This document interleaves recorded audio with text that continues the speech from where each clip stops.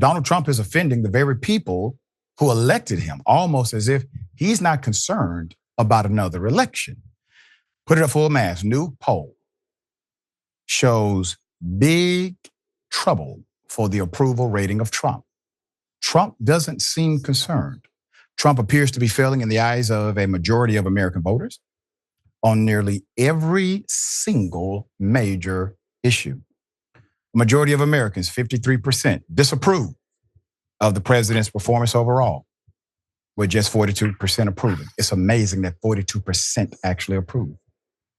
That's a significant swing. You got 11 points on that swing. On the disapproval from January 29th poll, which found 46% of Americans approved of the new president's performance and 42% disapproved. So Fox News host gave an overview of the poll's results, telling viewers, quote, so basically he is underwater on everything, end quote.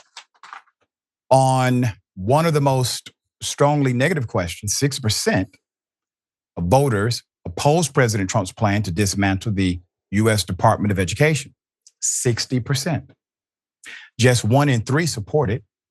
Another major negative is Trump's position on trade with Canada. 58% of voters disapprove with his handling of that issue. Just 36% actually approve. That is closely followed by trade with Mexico. 56% disapprove. A majority of voters, 54%, disapprove of Trump's handling of the economy. Just 41% actually approve. In the poll released today, 1% of the voters described the state of the American economy as excellent. Ladies and gentlemen, that is not a typo. 1% of voters in America currently would describe the current economy as excellent.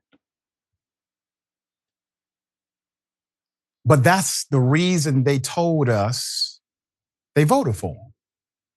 At least that was the disguise, right? It's the economy. He's going to do better with the economy. Yes, it's the economy. So all of the bigots got to run around on social media and major media outlets lying their ass off, telling people, oh, it's just the economy. 1% actually believes this is an excellent economy now. So what's happening? What is going on? These issues were never voter issues. No voter had the appetite to create trade wars with Mexico, Canada, and China. There was no appetite with voters to purchase a Tesla, as Trump is now a de facto car salesman. There was no appetite for Elon Musk at all among the voters, regardless of your political affiliation. So what are they giving you? They're giving you their agenda, not yours. So if you voted for Trump, you've been had. But we tried to tell you prior to it happening, there's more. According to a focus group, Trump swing voters in Michigan have buyer's remorse.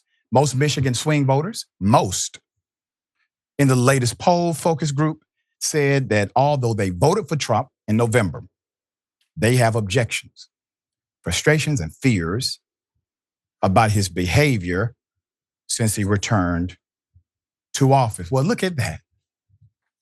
Let me read it again. They have objections, frustrations, and fears after he got back into office. We had them before he got in office. 10 out of the 13 participants from the battleground auto industry state bordering Canada said that what they're seeing isn't what they thought they were voting for. And they're worried Trump's approach may hurt their pocketbooks. Erratic, frightening, disruptive, and dictator were among the words they used to describe their concerns. Be careful, you're starting to sound like a progressive. Okay? See, let me make it very plain. As long as you believed that black folk and brown folk were losing, you were okay with Trump. As long as it seemed that the dictator role was only relegated to the black and brown and the poor, you were okay with Trump. But as soon as he expanded the model, you are saying the same thing that we warned you about years ago. There's more. Now, a federal judge orders Trump administration to reinstate thousands of fired probationary employees across 18 agencies. So a federal judge temporarily paused the Trump administration's, quote, illegal reductions in force and reinstated approximately 20,000 probationary government employees across 18 agencies who had been terminated. U.S. District Judge James Breder, an Obama appointee, concluded that the Trump administration failed to provide the legally required advance notice before it tried to conduct massive layoffs. The judge also prohibited the Trump administration from conducting future mass firings without giving notice. Once again, this is codified in statutory law. It's a federal rule. You have to follow it. Quote, when the federal government terminates large numbers of employees, including those still on probation because they were recently hired or promoted, it must follow certain rules, the judge wrote. They don't give a damn.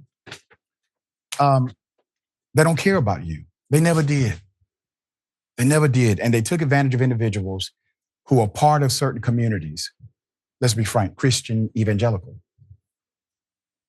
Some of the preachers in the Christian evangelical movement are so obviously con artists that Trump knew if you would fall for him or her as your pastor, you will likely fall for him too, Trump himself.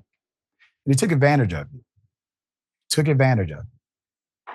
Now, people on this side, while we may give you and I told you so, we generally still give a damn about you and your children and how you all fare in this nation. They don't. All right, Senator, thoughts here. Yeah, very obvious. I mean, Doc, you laid out the case. President Trump ran as a faux populist. Just as phony as a $15 bill. He didn't mean any of this stuff. He did center the economy. He said he'd bring down the cost of eggs. All of these things he said. But what did he go in there and do? Start signing all these asinine executive orders in a fury, because it's almost like the Wizard of Oz or the Wiz. Don't look at the man behind the curtain. It's all a smokescreen. Meanwhile, back in hoods all over this country, rural, urban, and suburban, people are suffering. Folks who are not just absolutely white supremacist racists, I'm gonna put that in the parking lot. There was a lot of economic anxiety that Americans were feeling across the board. President Donald J. Trump said that he could relieve that economic anxiety, and he has not done that. Not only has he not done that, with all these tariff wars he's sitting up here stirring up, he's gonna cause more despair. The fact that they're willing to cut Social Security, Medicare, and Medicaid, more despair. You know, Doc, my grandmother used to say, she had a lot of sayings, but grandma would say, if you dig a ditch for me, you better dig too.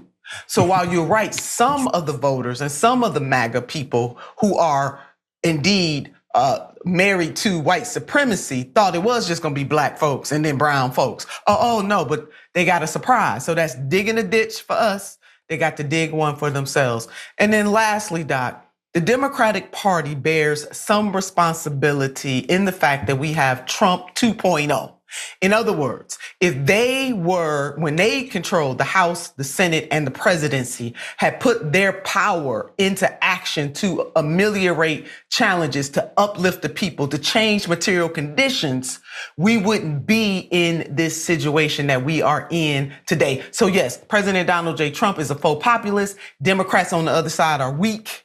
And that is why we have him neo-fascist. Neo-fascism comes into place when you got liberalism. They are the ones that created this environment, and that's why we're in the place that we're in right now. I mean, I'm not stunned by these numbers, because Trump gonna Trump. And the bottom line is Trump is gonna be all right no matter what happens. That's why he can cavalierly say there's gonna be some pain. He's not gonna feel any of it. His family is not gonna feel any of it. And anybody that's in his ilk economically are not going to feel it. But the working class people from all backgrounds of this country are going to feel this pain. And I'm glad that folks are waking up, Doc. I really do. I so concur. I so concur with everything you said, especially about Democrats. You have so many millionaires who are in Congress, Democrats and Republicans. They don't feel these policies. And they've been in that millionaire status so long that they don't have a peer group that would feel these policies either. So you don't have a friend that can pull your coattail and say, listen, that bill you voted on last week, here's what it's doing to me and my family. Now, we've been friends a long time. They don't have that anymore. Their peer group is completely isolated from the adverse policies that they allow. That's right. Doc, can I add one other point? Yes. I also believe that the GOP should be careful, and these polling numbers are showing it. What they are doing, they are mistaking the fact that the American people were so angry at Democrats that they threw them out. They gave Trump the popular vote and he got the electoral college vote. They are mistaking that for the American people being down with their agenda. And as that poll that you highlighted from that article shows, is that the American people, Republicans too, Republicans and Democrats, they not down with this agenda. They didn't send him there to dismantle the Department of Education. They didn't send him there to fire veterans. They did not send him there to cut Medicare, Medicaid, Social Security, and on and on. They sent him there because he said he could fix the economy. So they should be very, very careful. The American people are not with this agenda. So they may be angry. No, not maybe. They are angry with the Democrats, but they ain't rolling hard with the Republicans. The Republicans do not have a mandate to do what it is that they are doing. That's right. Very well said.